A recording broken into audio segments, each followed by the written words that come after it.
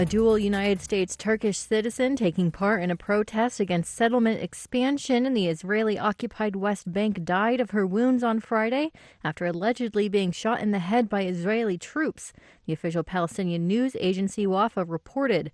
Ron Naus is an activist who was there. Peaceful demonstrations was violently oppressed by tear gas, by live ammunition, and in other means. At some point, we heard gunfire. We looked to the back and we saw that Ayla is shot in the head.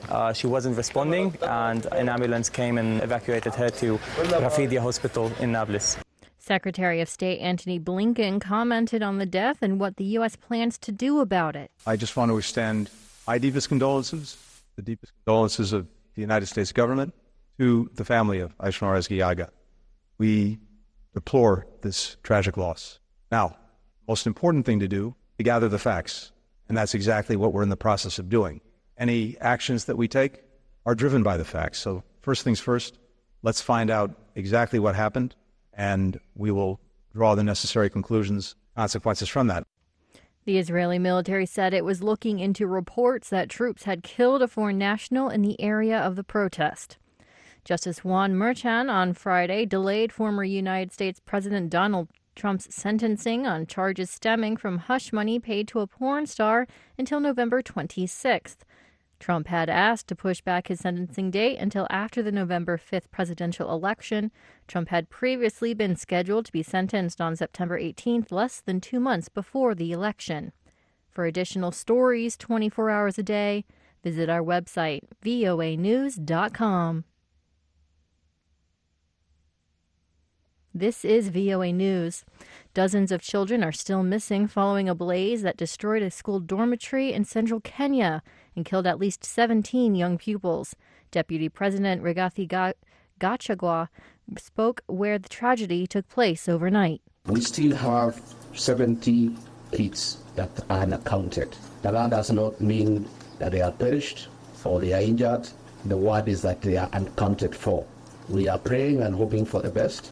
Police said Friday the cause of the fire at Hillside Endarasha Primary School is being investigated. The teen and father charged in a deadly shooting at a Georgia high school have appeared in court. AP correspondent Jennifer King has more. The suspect in the shooting at Georgia's Appalachia High School that killed 4 people appeared in court this morning, as did his father. Barrow County Judge Curry Mingledorf first saw 14-year-old Colt Gray, who's being charged as an adult. Mingledorf clarified that the teen cannot face the death penalty because he is a juvenile. Then a few minutes later, in a separate hearing, his father, Colin Gray, he faces charges because he allowed his son to have a weapon. 2 counts of felony murder in the second degree. You're charged with 4 counts of felony involuntary manslaughter. You're charged with 8 counts of felony cruelty to children in the second degree. It's the latest example of prosecutors holding parents responsible for their children's actions. I'm Jennifer King. A man died and several others were injured in northeastern India's Manipur on Friday after a suspected attack by militants.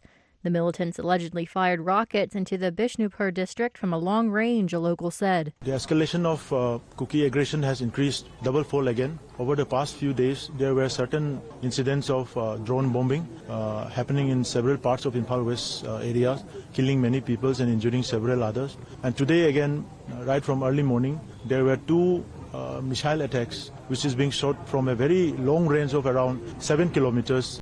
The remote state bordering Myanmar has been hit by violence since May 3rd of last year after a court ordered the state government to consider extending special economic benefits and quotas in government jobs and education enjoyed by the Kokis and the majority of Métis as well.